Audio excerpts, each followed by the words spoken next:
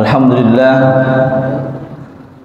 alhamdulillahi rabbil alamin, wa bihi nasta'inu ala umurid dunya waddin, wassalatu wassalamu ala asrafil anbiya'i wal mursalin, wa ala alihi wa ashabihi ajmain, wala hawla wala quwwata illa billahil aliyyil azim. Faqad qala Allah Ta'ala fi kitabil karim, a'udzu billahi minasyaitonir rajim, bismillahirrahmanirrahim. Ya ayyuhan nas, inna khalaqnakum min dzakarin wa untha wa ja'alnakum syu'uban wa qabaila lita'arafu, inna akramakum indallahi atqakum. Wa qala Allah Ta'ala aidan, a'udzu billahi minasyaitonir rajim, bismillahirrahmanirrahim. Idza jaa nasrullahi wal fath wa ra'aitan nas yadkhuluna fi dinillahi afwajan fasabbih bihamdi rabbika wastaghfir innahu kana tawwaba. Sadaqallahul azim wa sadaqa rasuluhun nabiyul habibul karim, wa nahnu ala dzalika minasyahidin wa syakirin walhamdulillahi rabbil alamin. Hadirin sekalian yang dirahmati Allah Subhanahu wa taala, alhamdulillah pada pagi hari ini meskipun suara saya agak serak, seminggu ini memang agak ini suaranya. Hari Selasa yang lalu suara saya sempat habis, nggak bisa keluar, tapi alhamdulillah sudah keluar lagi sekarang, meskipun belum seperti biasa. Tapi alhamdulillah masih kedengaran ya apa yang ingin saya sampaikan, karena jangan sampai saya seperti bicara dengan pohon pisang atau dengan rumput-rumput yang bergoyang, jadi menyampaikan sesuatu tapi tidak sampai. Mudah-mudahan sampai Pak ya, dengan suara saya mungkin tidak seperti biasanya. Hadirin sekalian rahmat Allah Subhanahu wa taala, puji dan syukur kita sampaikan atas dua peristiwa yang menyatu di dalam satu momen. Jadi ini ketika kita membuat sebuah tema ini, kita harus pandai-pandai untuk mencari titik-titik momentum ya. Kadang-kadang ketemu peristiwa A dengan peristiwa B, karena itu namanya sintesa. Ada banyak di antara kita pandai membangun sebuah sebuah tesis, dan juga pandai membangun antitesanya, lawannya. Maka orang yang suka berdebat itu suka membangun sebuah tesis atau tesa, sampingnya membangun antitesis, lawannya, tapi tidak pernah mencari titik temunya. Yang terjadi perdebatan tidak ada akhirnya. Harusnya kita sebagai seorang muslim yang senantiasa diharapkan menjadi ummatan wasatan, umat yang selalu ada di tengah, itu harus pandai mencari sintesa. Kalau ada teman kita berpandangan A, teman yang satu lagi berpandangan B, maka seorang muslim seharusnya mampu mencari pertemuan antara A dan B, sehingga si A tidak ngotot-ngototan, si B tidak ngotot-ngototan. Ini pertemuannya ya, ini pertemuannya, sehingga perdebatan itu tidak terus berlanjut sepanjang hidup. Perbedaan dalam hal mazhab, perbedaan dalam hal urusan-urusan yang sifatnya furu'iyah, itu harus kita pandai mencari sintesanya. Nah, karena memang tugas saya mengisi kajian di awal bulan yang sifatnya itu adalah tazkiyatun nafs, membangun jiwa. Kan ada yang membangun pengetahuan, ada yang membangun macam-macam ya. Jadi 4 kali dalam 1 bulan ini tugas untuk saya yang pertama adalah membangun kekayaan jiwa. Maka kemampuan membangun sintesa itu menjadi penting ya, menjadi penting. Salah satunya adalah ketika kita mendapatkan momentum-momentum terbaik seperti kata Pak Robi, maka itu dibangunlah menjadi sebuah sintesa yang menarik di dalam kehidupan kita, sehingga kita ini menjadi berimbang di dalam berpikir maupun bertindak. Alhamdulillah pada bulan ini ada pertemuan kita sebagai seorang muslim, di mana kita memasuki bulan Hijriah, tahun baru Hijriah, kita masih bulan Muharram, yang pada pertemuan sebelumnya atau pada saat menjelang berbuka puasa bersama pada hari Asyura kemarin saya sudah sampaikan bagaimana keistimewaan bulan Muharram. Selain bulan berhijrah, selain bulan orang belum Islam yang dibawa oleh Rasulullah SAW, tapi bulan Muharram ini Allah sendiri yang kasih nama Muharram, dan salah satu bulan yang disucikan oleh Allah Subhanahu wa taala di luar Ramadan, yaitu bulan Muharram, bulan Rajab, bulan Zulqa'dah, dan bulan Zulhijjah. Dan sebagai bangsa Indonesia pada bulan ini pun kita bertemu dengan bulan yang senantiasa kita peringati sebagai hari kemerdekaan. Menjadi pertanyaan kita, dan pertanyaan ini harus kita syukuri. Kenapa? Karena kita kemudian memiliki momentum untuk senantiasa merenung, senantiasa berpikir. Maka hari ini kita akan bahas bagaimana tuntunan bagi kita seorang muslim untuk berhijrah, tapi untuk apa berhijrahnya? Kadang-kadang kita bicara hijrah, kita pergi ke sana, pergi kemari, pindah sana, pindah sini, tapi tidak ada tujuan. Itu menjadi masalah. Yang sering saya bilang, kalau kita mau menuntaskan sesuatu, kalau di dalam perspektif kajian filsafat ilmu itu kan ada sisi ontologisnya. Ya, ada sisi pengetahuan yang harus kita cukupkan.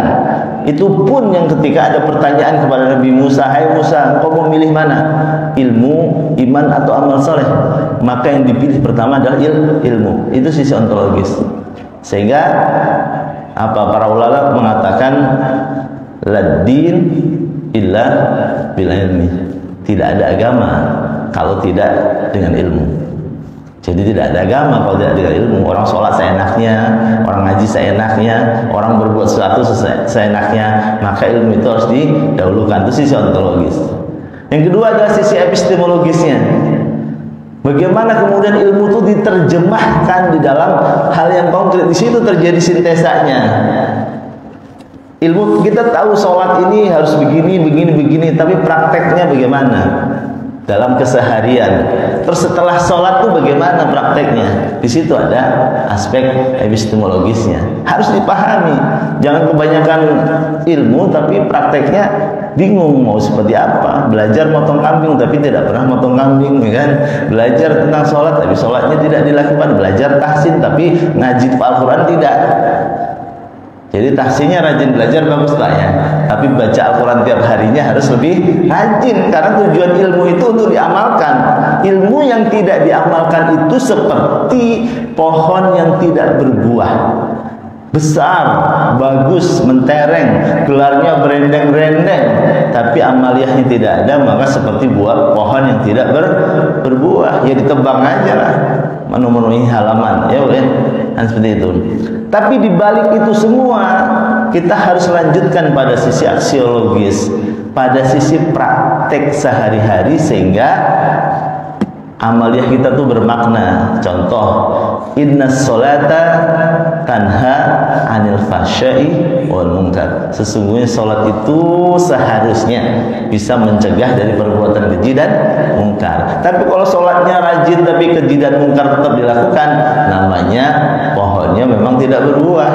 Ditanam terus, disiramin terus, digali terus, tapi tidak pernah menghasilkan apa-apa. Nah, alhamdulillah pada hari ini kita mau mencoba membangun jiwa kita di awal tahun 1445 Hijriah pun kita bangun jiwa kita memasuki tahun ke-78 kemerdekaan Republik Indonesia. Innallaha wa malaikatahu yusholluna 'alan nabi ya ayyuhalladzina amanu shollu 'alaihi wa sallimu taslima. Kita awali dengan mari kita bersama-sama bersolawat atas Nabi. Ini penting sekali, Pak. Kita memulai sesuatu dengan solawat. Ibu-ibu ini masak sambil solawat, nyiram-nyiram tanaman sambil solawat. Itu adalah gizi yang sifatnya batiniah. Ada banyak di antara kita itu banyak sekali yang setiap hari mengkonsumsi gizi lahiriah, makan enak di mana-mana, ya kan? Pokoknya kemana-mana nyari kuliner, tapi gizi batiniahnya nggak ada. zikirnya jarang, sholawatnya jarang, itu tidak seimbang. Yang ada adalah gizi batiniah dan gizi lahiriah harus berimbang. Salah satu gizi batiniah kita adalah rajin bersolawat dimanapun kita berada, karena solawat itu sangat bagus Pak ya, sangat penting. Ibadah-ibadah yang lain, ini mengulang saja untuk pengingat buat ibu-ibu bapak sekalian, diperintahkan sholat, kita pernah nggak melihat Allah sholat? Nggak kan? Lihatnya ke Rasulullah. Kita diperintahkan puasa, kita nggak tahu puasa, gimana puasanya. Kita diperintahkan haji, kita nggak tahu Allah haji. Allah selalu ada di setiap ibadah, tapi tidak melakukannya, karena Allah berbeda dengan makhluknya. Tapi innallaha wa malaikatahu yusalluna 'alan nabi, sesungguhnya Allah dan para malaikatnya bersolawat atas Nabi. Berarti melakukan nggak kira-kira? Melakukan. Jadi kalau Allah saja melakukan membaca sholawat atas Nabi, diikuti oleh para malaikat dan perintahkan pula kepada manusia melakukannya, apalagi kita. Kalau sholawat itu kita langgengkan, nyeram tanaman sambil bersolawat, berkendara sambil bersolawat, ya sesekali iseng-iseng nyetel lagu nggak apa-apa lah, namanya juga hiburan Pak Ivan ya, hiburan. Tapi sholawatnya jangan sampai lupa, karena itu adalah gizi batiniah yang menyebabkan keseimbangan dalam hidup. Maka pagi hari ini saya mengajak kepada antum sekalian untuk banyak-banyak bersolawat kepada Nabi Shallallahu Alaihi Wasallam sebagai ibadah yang baik yang dicontohkan Allah langsung bersama para malaikat. Hadirin sekalian yang dirahmati Allah Subhanahu Wa Taala, saya akan memulai kajian ini dengan sebuah metode flashback. Jadi kita akan mulai pada satu peristiwa di mana Allah Subhanahu Wa Taala menurunkan surah Al-Fat. A'udzubillahi minasyaitonirrajim. Bismillahirrahmanirrahim. Idza jaa nasrullahi wal fath wa ra'aitan nasa yadkhuluna fi dinillahi afwaja fasabbih bihamdi rabbika wastaghfir innahu kana tawwaba. Pada satu ketika Rasulullah SAW bersama sahabatnya memasuki kota Mekah dalam satu peristiwa Fathu Makkah, penaklukan kota Mekah. Sebenarnya lebih tepat tidak bisa dibilang penaklukan kota Mekah. Orang mereka sebenarnya berasal dari Mekah. Kampung halamannya sendiri kan tidak perlu ditaklukkan. Yang ada adalah kembali ke Mekah. Orang dulunya semua dari Mekah, kemudian dakwahnya tidak berjalan, pada akhirnya hijrah ke Madinah, terus pada satu kesempatan kembali ke Mekah. Tapi karena pada istilah-istilah yang dipakai pada waktu itu yang namanya peperangan itu ya ada penaklukan, ada penguasaan sebuah wilayah, maka disebut sebagai Fathu Makkah, penaklukan kota Mekah. Maka ketika mereka berbondong-bondong memasuki pintu gerbang kota Mekah, apa yang terjadi? Ya, apa yang terjadi? Di satu sisi pasukan muslim dari kota Madinah yang berbondong-bondong itu sudah sangat berbahagia. Yang namanya orang perjalanan jauh mau menaklukkan sesuatu dan kemudian sudah sampai di tempatnya dengan kondisi yang di atas angin. Kalau kondisi dalam posisi hampir kalah sih mungkin beda ya. Ini di atas angin. Penduduk Mekah sudah menyerah, sudah tidak punya daya, sudah tidak mau melakukan perlawanan. Maka kemudian mereka, ribuan orang yang datang kan semangatnya beda-beda. Ada yang semangatnya betul-betul memang ingin masuk kota Makkah secara damai, ingin bergabung kembali bersama keluarganya. Tapi ada yang ada semangat perang, ingin mendapatkan harta rampasan perang, ingin menguasai sesuatu, namanya juga perang, dan itu dibenarkan.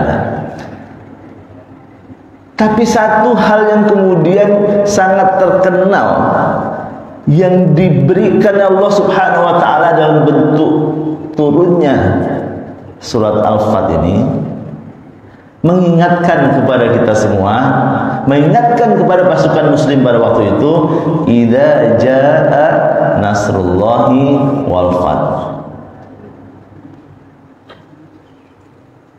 Pertama dikatakan idza jaa nasrullahi wal fath.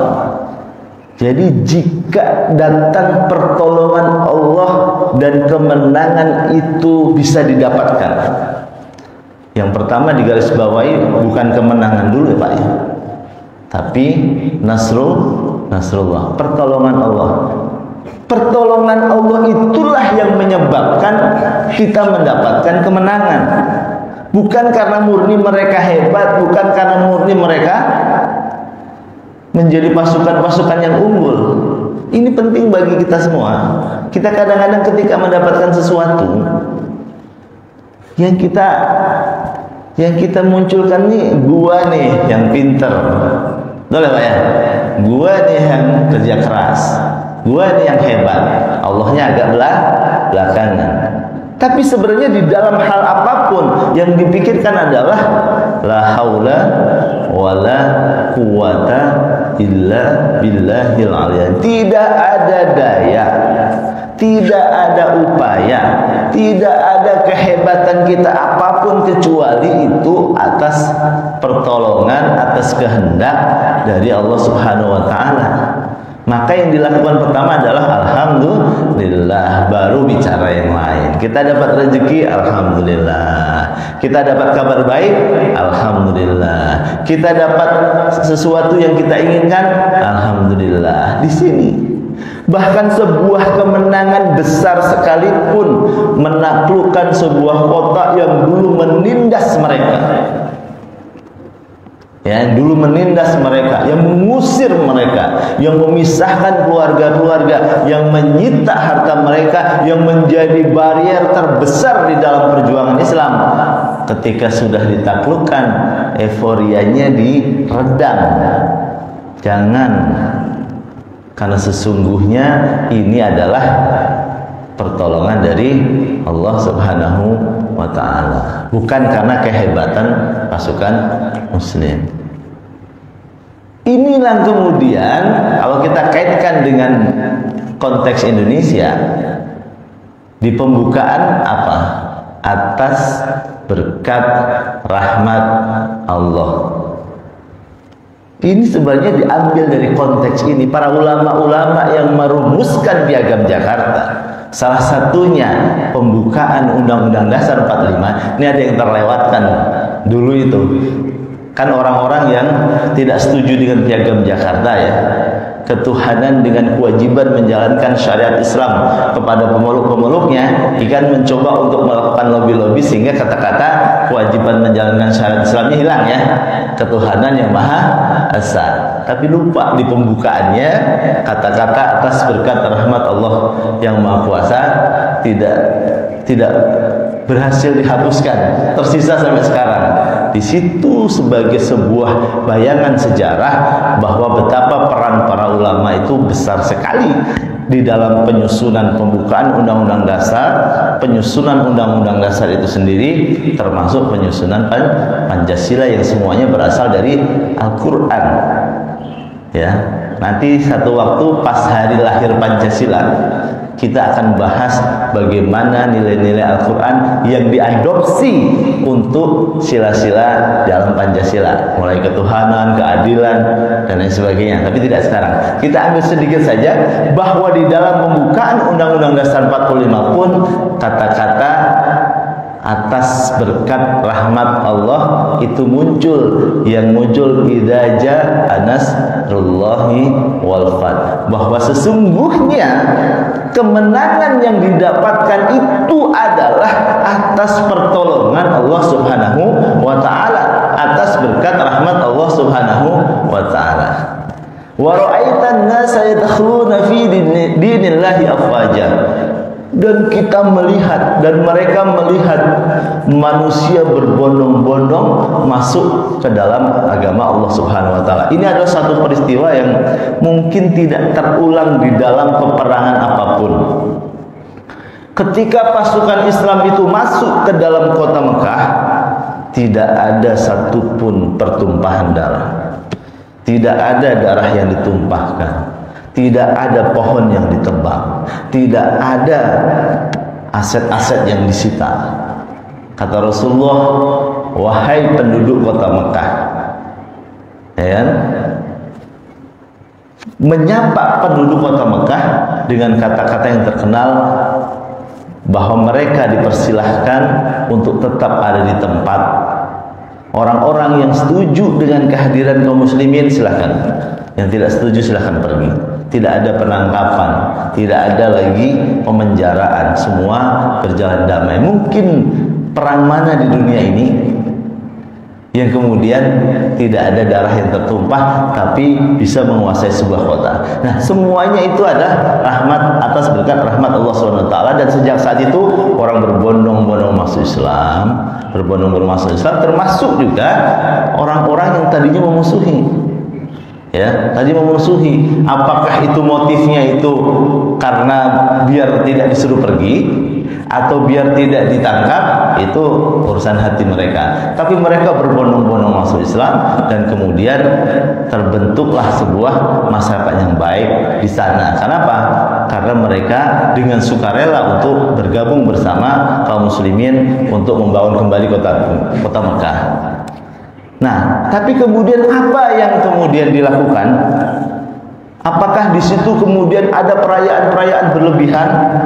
Apakah di situ ada kemaksiatan-kemaksiatan yang dilakukan pada saat perayaan kemenangan tersebut? Kita di sini disebutkan, fasabbih bihamdi rabbika wastaghfir innahu kana tawwaba. Merayakan kemenangan besarnya itu dengan apa? Fasabbih bihamdi rabbika wastaghfir. Maka mereka banyak bertasbih, memuji Allah Subhanahu wa taala, dan banyak juga beristighfar serta meminta pengampunan Allah Subhanahu wa taala, karena Allah Maha penerima taubat. Maka kalau kita mau peringatan 17-an, rame-ramenya boleh-boleh aja buat rame-ramean. Tapi jangan lupa, adakanlah zikir, adakanlah pengajian, ya kan? Hal-hal yang positif, bukan yang hura-huranya malah yang dilakukan. Ini contoh yang paling besar. Ini lebih besar cerita ini, lebih besar peristiwa ini dibanding kemerdekaan Indonesia. Ini mengubah peta dunia, mengubah sejarah manusia dari sebuah kota kecil yang agamanya waktu itu tidak dikenal di mana-mana, sampai kemudian membesar menjadi sebuah kekuatan dunia, di mana 2/3 dunia pernah berada di bawah kekuasaan Islam, dan agama Islam sekarang menjadi agama yang dianut oleh 1/4 manusia di dunia. Jadi kalau kita ke bandara-bandara besar, misalnya ke Heathrow atau ke Schiphol, akan bertemu, kalau ketemu 4 orang, satunya muslim dalam catatan statistiknya. Berarti kan ini sebuah sejarah besar. Tapi apakah mereka kemudian merayakannya dengan cara-cara yang tidak pantas? Tidak.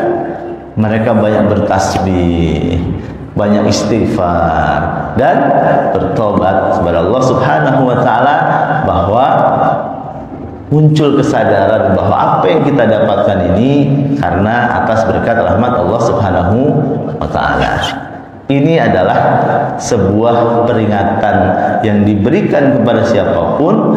Ketika kita minta tolong kepada Allah dan pertolongan itu datang, maka pujian kepada Allah yang harus didahulukan. Kemudian kita semua banyak mengingat Allah Subhanahu wa taala dengan bertasbih, dengan istighfar, dan dengan meminta pengampunan dari Allah Subhanahu wa taala. Menjadi sebuah pertanyaan, kenapa para sahabat waktu itu begitu luar biasa, berani dia berjuang menghadapi aneka macam perang sebelum Fathu Makkah ini? Banyak sekali, dimulai dari perang-perang yang kecil-kecil sampai yang besar. Yang terbesar dalam cerita sejarah adalah perang Badar, yang terbesar dalam catatan sejarah. Kok mereka berani? Apa sih sebenarnya yang menjadi dasar? Maka kita balik ceritanya, ya, kita balik ceritanya, Ya, sama seperti kita memperingati 17 Agustus, harusnya kita balik ceritanya. Ada cerita, ada flashback.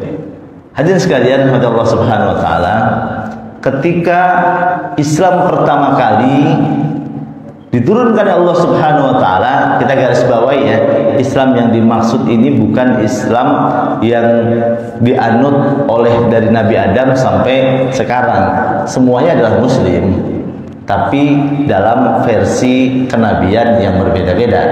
Nanti kita berdebat, kan Nabi Adam muslim juga, Pak. Nabi Ibrahim muslim juga, ya.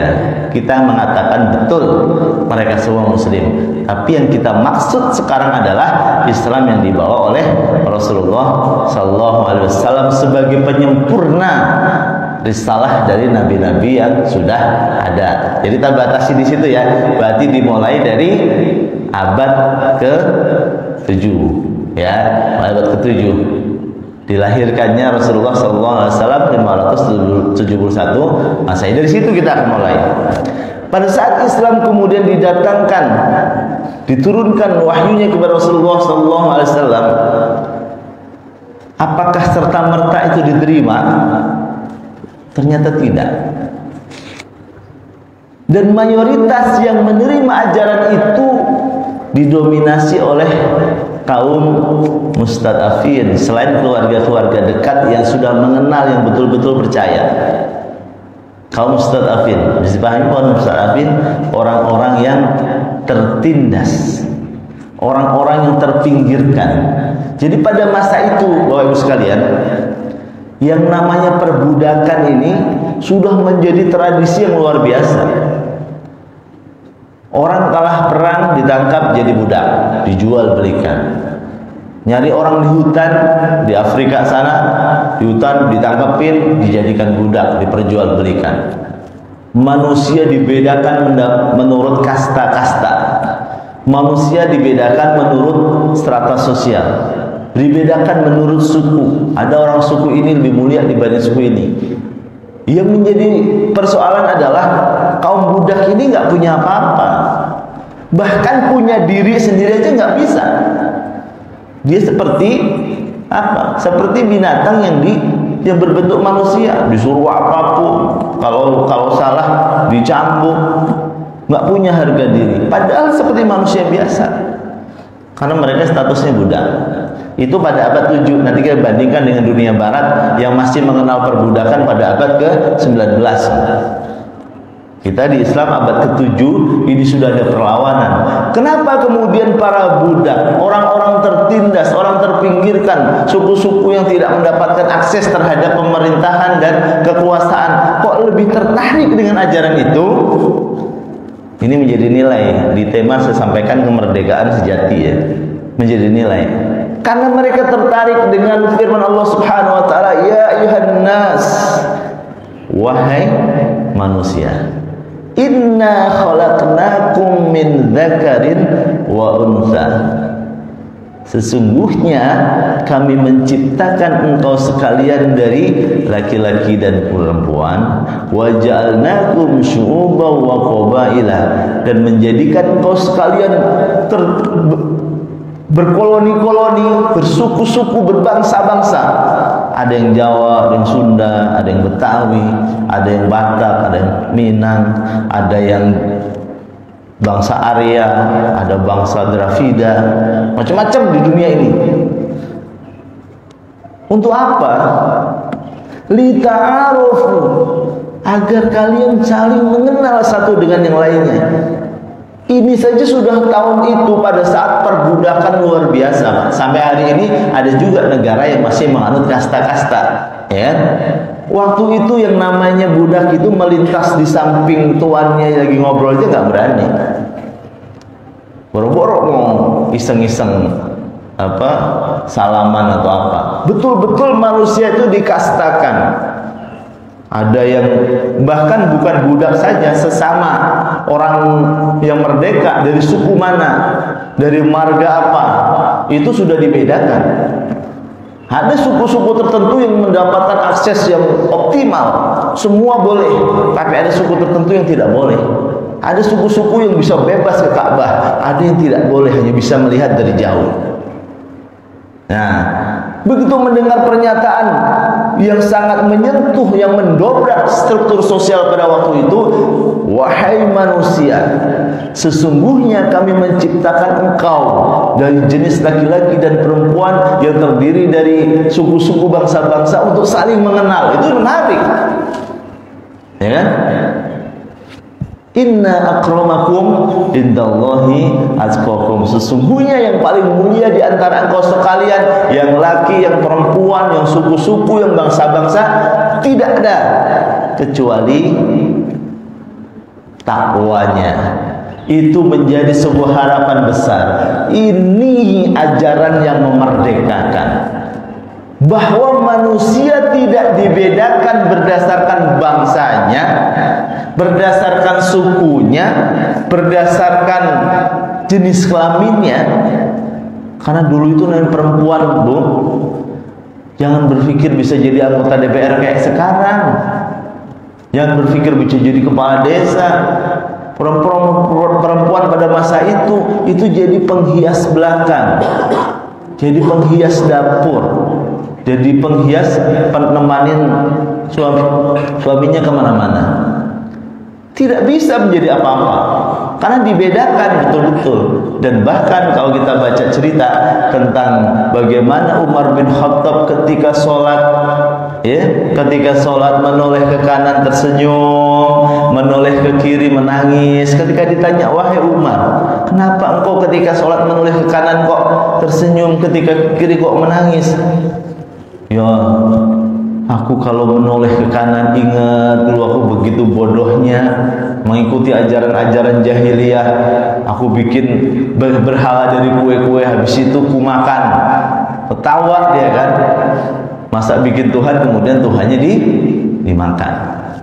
Ya, begitu menoleh ke kiri menangis, teringat kebodohannya, bagaimana anak perempuan yang sangat disayanginya terpaksa harus dikubur hidup-hidup karena dianggap sebagai aib. Maka ketika muncul sebuah pernyataan langsung dari Allah Subhanahu wa taala disampaikan kepada masyarakat, siapa yang paling tertarik?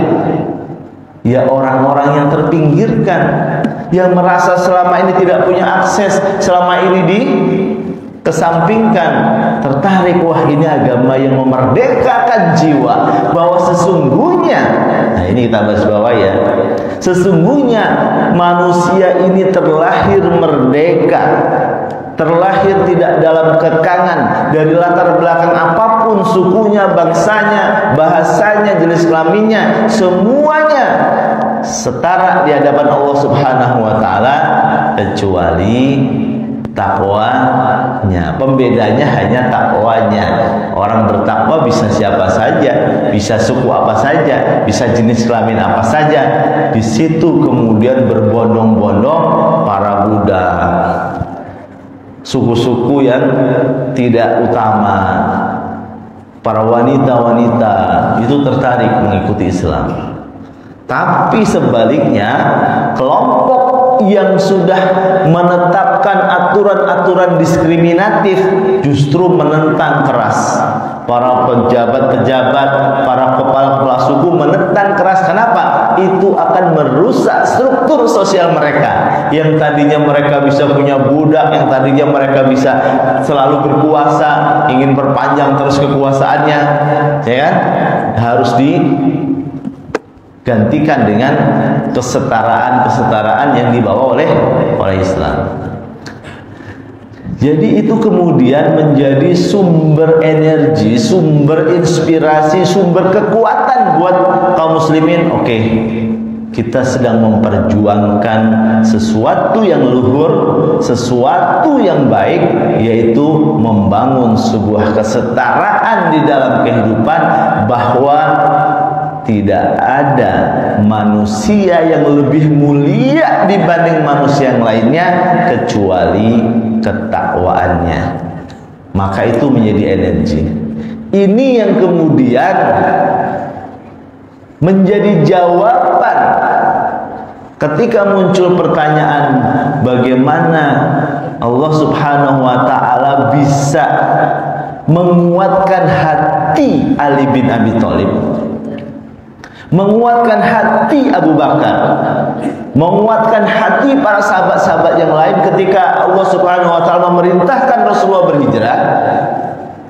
Rasulullah bicara dengan Abu Bakar. Ini nilai pertama kita ambil. Ya. Jadi kalau kita bicara hijrah dan kemerdekaan ini irisannya sangat kuat. Sangat kuat.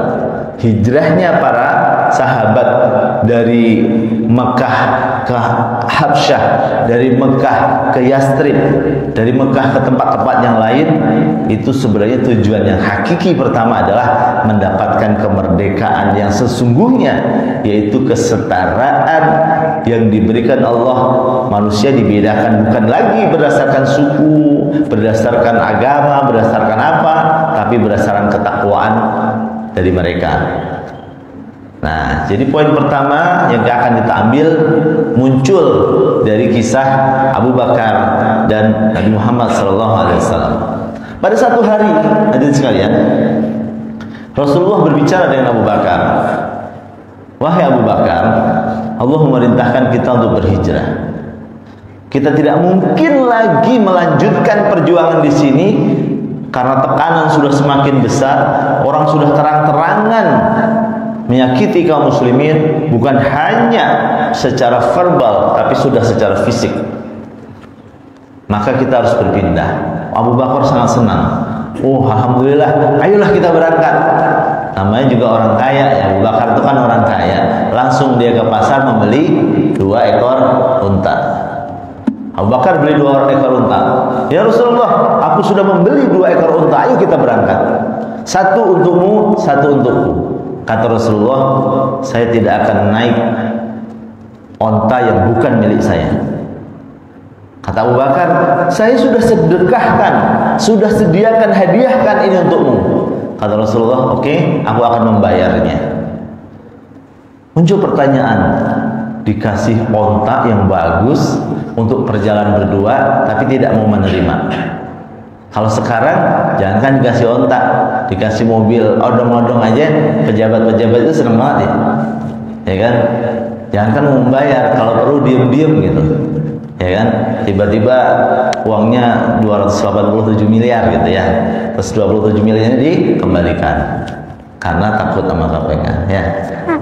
Rasulullah dikasih nih Rasulullah, aku membeli 2 ekor unta, 1 untukku, 1 untukmu. Rasulullah, aku tidak akan menaiki unta yang bukan milikku. Oke, ini sudah saya kasih, saya hadiahkan. Oke, saya tidak mau menerima hadiah, saya akan membayarnya. Apa poin yang disampaikan? Ketika ditanya Rasulullah, kenapa ya Rasul kok seperti itu? Pertama, prinsip kita ketika berjuang untuk mendapatkan sesuatu yang lebih besar, maka prinsip pertama adalah pengorbanan. Rasulullah mengatakan tidak akan sempurna perjuangan ini jika kita tidak optimal berjuang, berkorban apapun yang kita miliki.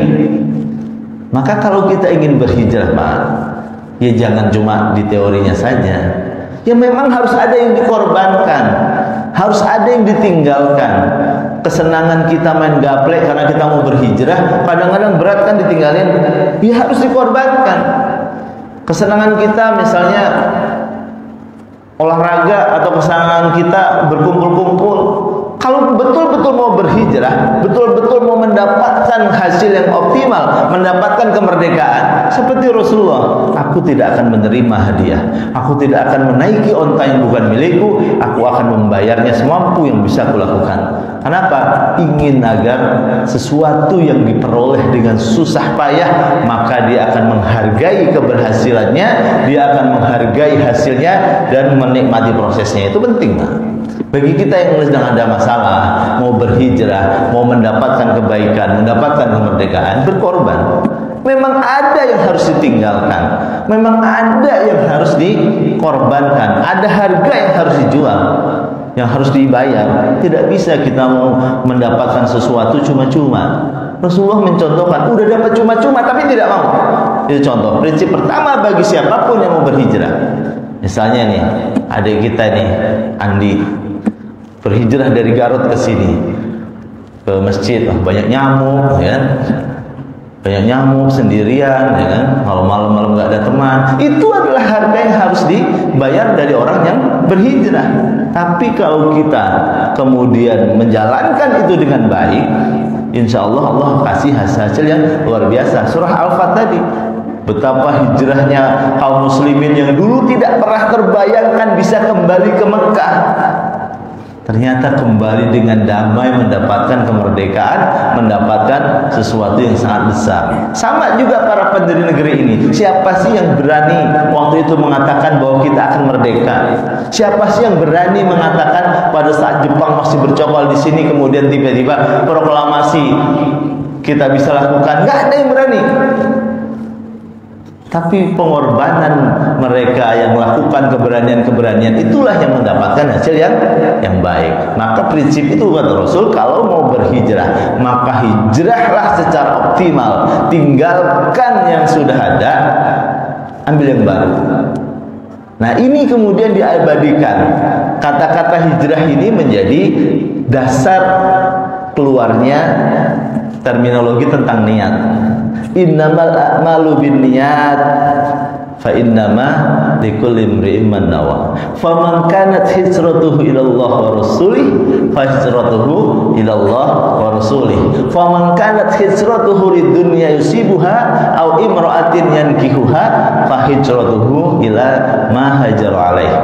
Ini dikaitkan dengan niat, bahwa segala sesuatu itu tergantung niatnya. Setiap kita mendapatkan sesuatu sesuai yang kita niatkan. Barang siapa, nah ini, yang berhijrah karena Allah dan Rasulnya, seperti hijrahnya Abu Bakar, hijrahnya Umar, hijrahnya Utsman, Ali, hijrahnya para sahabat karena Allah dan Rasulnya, maka Allah dan Rasulnya yang akan memberikan balasannya. Tapi barang siapa yang hijrahnya, faman kanat hijratuhu lidunya yusibuha, barang siapa yang berhijrah itu karena urusan dunia semata. Banyak di antara sahabat itu yang hijrahnya itu karena dunia juga, Bu. Lumayan nih, numpang gratis gitu. Ada bis nih depan Sawang Regensi, ayo kita ngaji. Sebenarnya sih nggak ingin, pikirannya ngaji apaan sih, tapi karena gratis loh, jadi pada ikut gitu. Dulu juga sama. Waktu berhijrah itu berombong-rombong, ada yang mau ikut hijrah nggak? Ngapain? Nanti kita di sana dapat sawah, pergi, ya kan? Di Madinah kita dapat kebun, ada yang kayak gitu. Hanya di dunia sih, buha untuk dapat urusan dunia. Au imra'atin yankihuha, atau karena wanita. Lumayan, masa ceweknya yang hijrah kita nggak ikut hijrah? Sayang bener gitu kan? Karena wanita. Apa yang dikatakan? Fahijratuhu ila ma hajar alaih.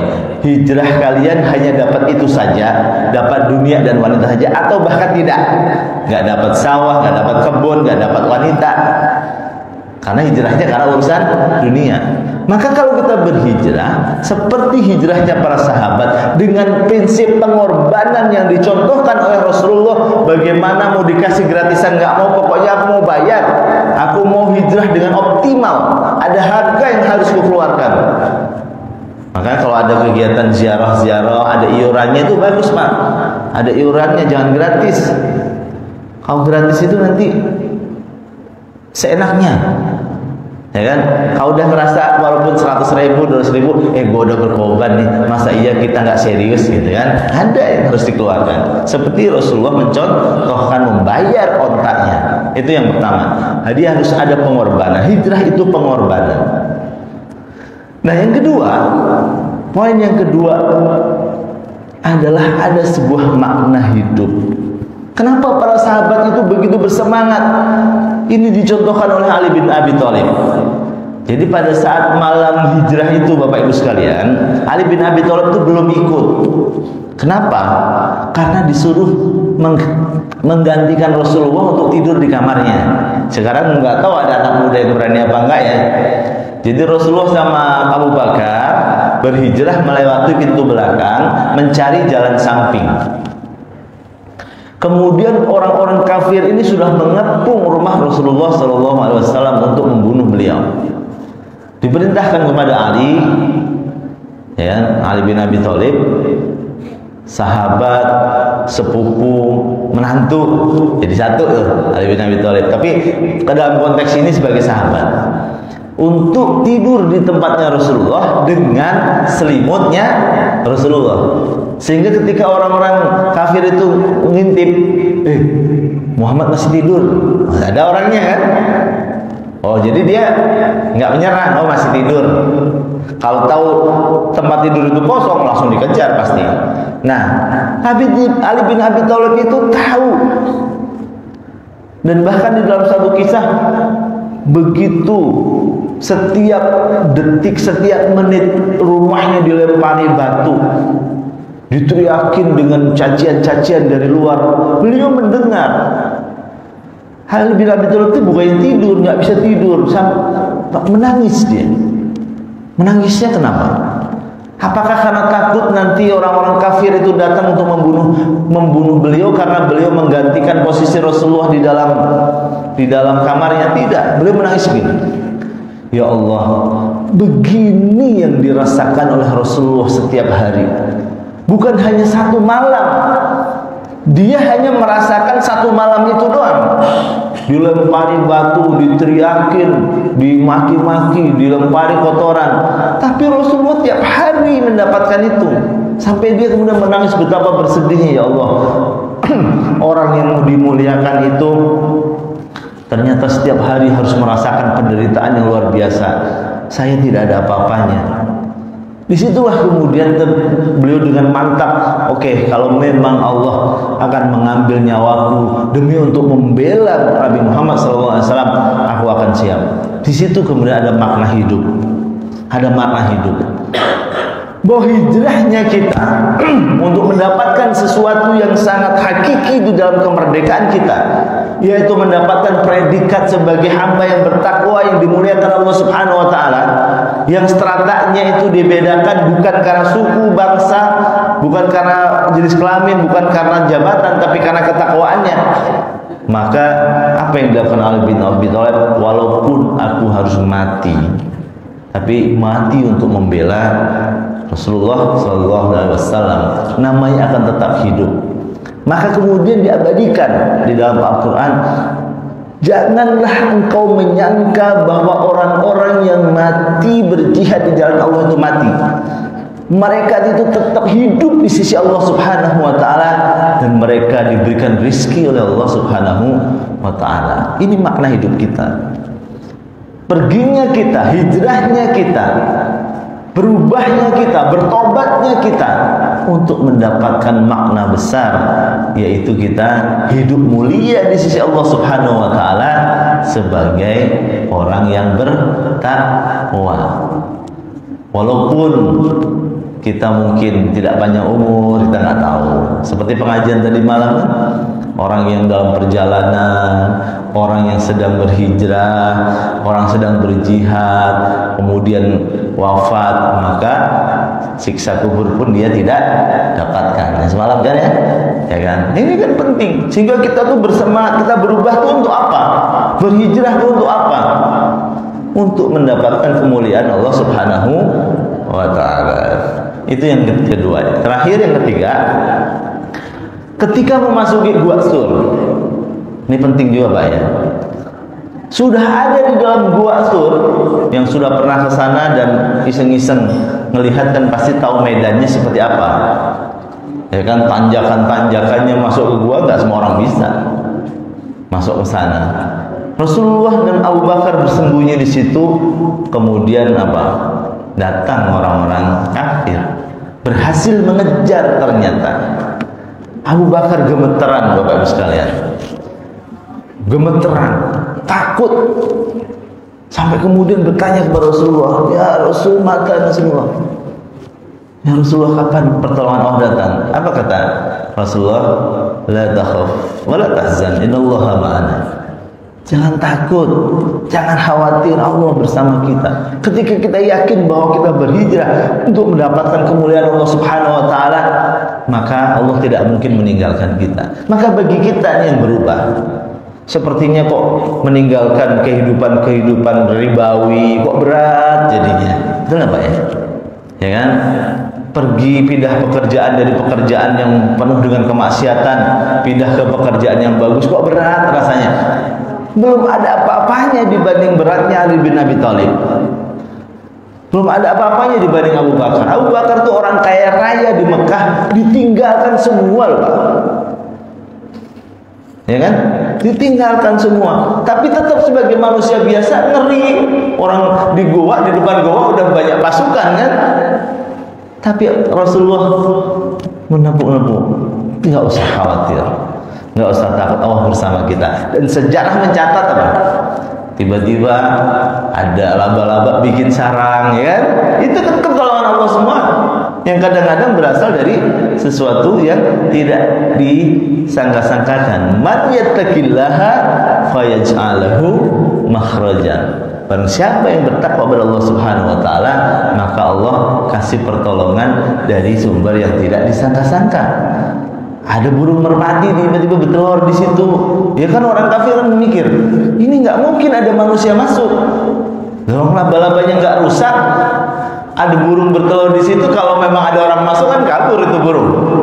Laba-labanya pasti akan rusak. Ternyata tidak. Dengan cepat atas pertolongan Allah Subhanahu wa taala dia bekerja. Terhindarlah. Ya kan? Terhindarlah. Maka di situ kemudian nilai yang diambil adalah berserah diri. Tawakal. Kalau kita memutuskan untuk berhijrah, ya Allah bismillah, aku kerja di tempat yang penuh maksiat, meskipun hasilnya banyak. Sekarang aku berpindah, meskipun ujiannya sangat banyak. Bagi orang yang bersabar, bagi orang yang sungguh-sungguh mau berikhtiar seperti ikhtiarnya para sahabat yang berhijrah, maka Allah akan berikan pertolongan min haitsu la yahtasib. Wa may yatawakkal 'ala Allah fa huwa hasbuh. Barang siapa yang bertawakal kepada Allah Subhanahu wa taala, dia akan mencukupkan kebutuhannya. Enggak perlu kemudian ragu dengan hal seperti itu, akhirnya balik arah, akhirnya murtad lagi, akhirnya kembali ke Mekah untuk bergabung dengan orang kafir lagi. Ada enggak seperti itu? Ada. Sahabat-sahabat yang tidak tahan itu pulang. Dalam peristiwa perang Badar pun seperti itu, berangkat dengan jumlah yang besar, mendekati titik akhir pertempuran tinggal 300-an orang. Padahal berangkatnya mungkin ada 1000-an. Kenapa? Padahal nggak bisa menghadapi godaan-godaan tersebut, pada akhirnya menyerah. Ada yang barekaran, maaf ya ada kerja bakti, maaf ya ada acara keluarga, maaf ya ada anak rewel. Kalau kitanya di sini ya, pada saat di sholat juga sama, orang berhijrah, orang mau berjihad, rontok tuh di jalanan. Tapi bagi orang-orang yang konsisten, Allah berikan pertolongan yang sangat besar. Hadirin sekalian, rahmat Allah Subhanahu wa taala, poin yang kita ambil pagi hari ini adalah mari kita berhijrah. Tapi harus jelas tujuan hijrahnya. Untuk apa? Tujuan yang hakiki adalah mendapatkan kemerdekaan yang sesungguhnya dalam kehidupan kita, yaitu kemerdekaan apa? Sebagai orang-orang yang bertakwa, yang akan mendapatkan derajat yang tinggi di sisi Allah Subhanahu wa taala. Bukan karena pangkatnya, bukan karena sukunya, bukan karena golongannya, tapi karena ketakwaan di dalam hatinya. Dan untuk mendapatkan itu kita butuh berkorban, butuh waktu, butuh tenaga, butuh ongkos. Itu berkorban. Tapi pengorbanan itu tidak sia-sia. Dan untuk mendapatkan hasil akhirnya kita butuh bertawakal. Bismillah, misalnya orang memulai usaha, bismillah ya Allah, ini dalam rangka saya berhijrah. Aku berikhtiar secara optimal. Aku sudah berkorban dengan modal, dengan tenaga pikiran. Ayo kita totalitas serahkan ya Allah. Urusan rezeki, urusan jodoh, urusan apapun ku serahkan kepadamu. Maka yakin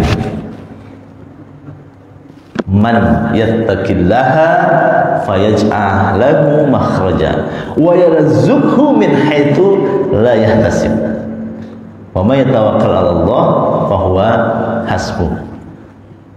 Barang siapa yang bertakwa pada Allah, maka Allah akan berikan jalan keluar dan memberikan rizki dari sumber-sumber yang tidak kita sangka-sangka. Barang siapa yang totalitas berserah diri, maka Allah akan mencukupkan kebutuhan-kebutuhan kita. Tidak berlebih, tapi cukup dalam pandangan Allah Subhanahu wa taala. Hadirin sekalian rahmat Allah Subhanahu wa taala, demikian kajian kita pada pagi hari ini. Mudah-mudahan hijrah kita betul-betul bermakna. Dimudahkan Allah Subhanahu wa taala, dan mudah-mudahan ulang tahun kemerdekaan Indonesia yang ke-78 ini bagi kita kaum muslim kita maknai dengan sikap-sikap yang sesuai dengan tuntunan Allah dan Rasulnya, yaitu banyak bersyukur seraya mengatakan bahwa ini adalah anugerah Allah Subhanahu wa taala. Kemudian banyak bertasbih, berzikir, beristighfar, bertobat. Mudah-mudahan negeri kita menjadi negeri yang diridhoi, negeri yang diberkahi Allah Subhanahu wa taala, yang penduduknya hampir 300 juta beragama Islam, negeri yang baldatun thayyibatun wa rabbun ghafur.